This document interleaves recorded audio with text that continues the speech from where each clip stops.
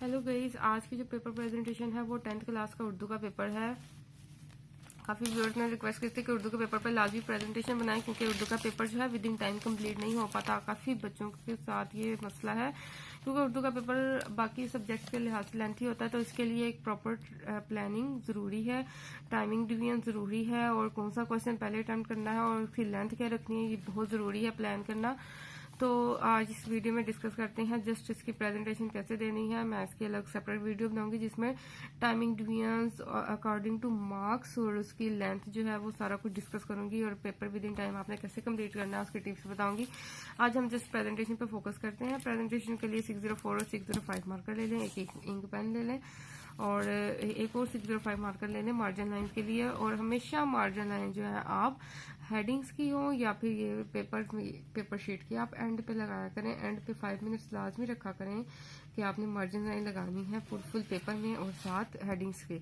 और 605 मार्कर है और इसको आपने कट करने हैं कटर से, और ताकि जब आप इसके दो हिस्से हो जाएं, जब आप लाइन लगाएं तो डबल मार्जिन लाइन आए। अच्छा जी, अब क्या करना है, आपने इंशाई तर्ज की हेडिंग देनी है। उसमें हिस्सा अव्वल जो है इशार की तशरीह कहता है, आपने हिस्सा अव्वल की हेडिंग दे दी। सवाल नंबर 2 है इस हिस्सा अव्वल में, तो सवाल नंबर 2 की हेडिंग दी और उसके बाद इशार की तशरीह की हेडिंग दी। अब इशार की तशरीह में दो तरह के हैं, हिस्सा नज़म और हिस्सा गज़ल। आप जो भी अटेम्प्ट कर रहे हैं वो हिस्सा नज़म और हिस्सा गज़ल उसकी हेडिंग दे दें। अब आपने इसमें से 4 में से 3 अटेम्प्ट करना होता है, आई थिंक सो। तो आपने क्या करना है, जो भी अटेम्प्ट कर रहे हैं उसका पार्ट मेंशन करें, और जो शेर है उसके आप स्टार्टिंग 2-3 वर्ड्स लिखे डॉट कर देंगे, सिर्फ एग्जामिनर को बताने के लिए कि मैं इस शेर की तशरीह कर रहा हूँ। अगर आप खाली सिर्फ पार्ट मेंशन करेंगे और तशरीह करेंगे तो एग्जामिनर जो है उसको देखना पड़ेगा कि फर्स्ट पार्ट में किस चीज़ की तशरीह है, किस शेर की तशरीह है। तो आप जितना एग्जामिनर को ईज फील करवाएंगे पेपर चेक करते हुए, जितना वो आसानी फील करेगा चेक करते हुए, वो उतना ही खुश दिली के साथ आपको मार्क्स देगा। तो आप ज़रूर इसकी जो है स्टार्टिंग 2-3 वर्ड्स लिख लें और तशरीह कर दें उस तरह। नेक्स्ट पार्ट मेंशन करें, और जब भी नेक्स्ट पार्ट स्टार्ट करें आपने एंडिंग लाइन नहीं लगानी, आपने जस्ट एक लाइन स्किप करनी है और नेक्स्ट पार्ट की जो है हेडिंग देनी है, और स्टार्टिंग 2-3 वर्ड्स लिख के शेर की तशरीह कर देनी है। और जब आप हिस्सा नज़म कंप्लीट कर लें उसके बाद आप एंडिंग लाइन लगा दें। इस तरह फिर हिस्सा गज़ल में भी आपने सेम यही पैटर्न फॉलो करना है। नेक्स्ट आ जाते हैं हिस्सा 2 में। हिस्सा 2 में जो है सवाल नंबर 3 है इक्तबास की तशरीह। आप क्योंकि 2 इक्तबास होते हैं और आपने कोई एक अटेम्प्ट करना होता है, आप जो से भी अटेम्प्ट कर रहे हैं उसको आप हेडिंग दें। फर्स्ट है तो फर्स्ट की, सेकंड है तो सेकंड है तो आपने सेकंड की देनी है। अब इक्तबास की तशरीह भी आप हेडिंग दे सकते हैं, इसके अलावा आप नसर पाड़े की तशरीह की भी हेडिंग दे सकते हैं। तो यहाँ पे आपने हवाले मतन बताना है, क्योंकि इसके भी मार्क्स हैं। क्वेश्चन में पूछा होता है कि हवाले मतन दें, यानी मुसन्निफ का नाम और सबक का उन्वान लिखें और ख़त कशीदा अल्फाज के मानी। तो मैंने उनकी हेडिंग बनाई है हवाले मतन, उसमें मुसन्निफ का नाम और सबक उन्वान की सब हेडिंग दे 604 से।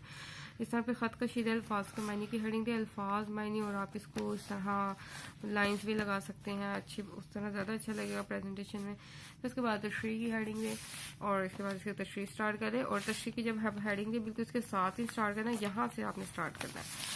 अच्छा, इसके बाद आ जाते हैं सवाल नंबर 5 पे।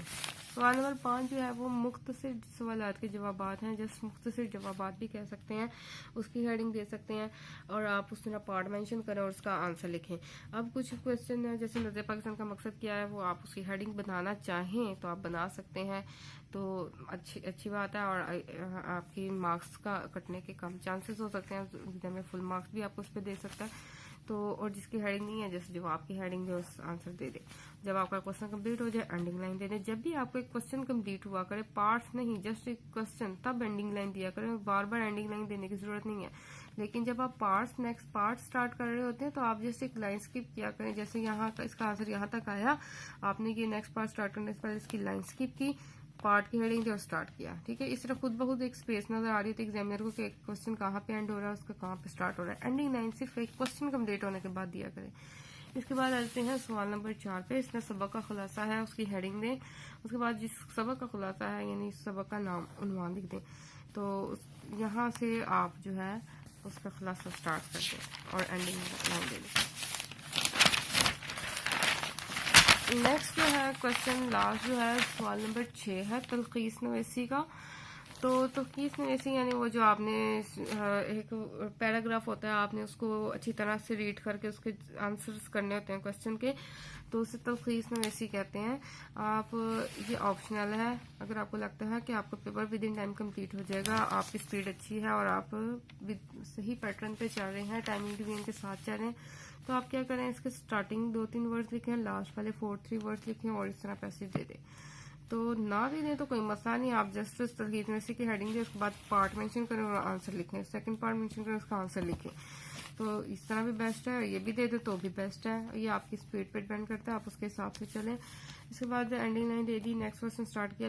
मजमून वैसे का क्वेश्चन जो है, क्योंकि डिटेल क्वेश्चन होता है, इसको हमेशा एंड पे अटेम्प्ट किया करें ताकि आप रिलैक्स होकर अटेम्प्ट करें और आपके माइंड में ना हो कि मैंने अभी कोई क्वेश्चन अटेम्प्ट करना है। इसको सुकून से, जितना आपके पास टाइम बच गया है और आपने बचाना है टाइम, आपने प्रॉपर टाइमिंग के साथ जाना है, टाइमिंग डिवीजन करके फुल टाइम आपने इस पर फोकस करना है और इस पर आपने लिखते जाना है। शेयर वगैरह ऐड करें, कोटेशन दें, आयत ऐड करें, हदीसें ऐड करें और मजमून जो है अच्छी डिटेल के साथ आप लिखें। और ये लास्ट क्वेश्चन होता है पेपर का। अब मैं नेक्स्ट वीडियो में जो है 9th की भी और 10th की भी उर्दू के पेपर की टाइमिंग डिवीजन्स और लेंथ जो है वो बताऊंगी, ताकि आपका पेपर कभी भी उर्दू का इनकम्प्लीट ना रहे एग्जाम्स में। उसे भी ज़रूर देखिएगा और वीडियो को लाइक और शेयर करें, अपने चैनल को मेरे सब्सक्राइब ज़रूर करें और अपना ख्याल रखें। Thank you so much. अल्लाह हाफिज़ गाइस।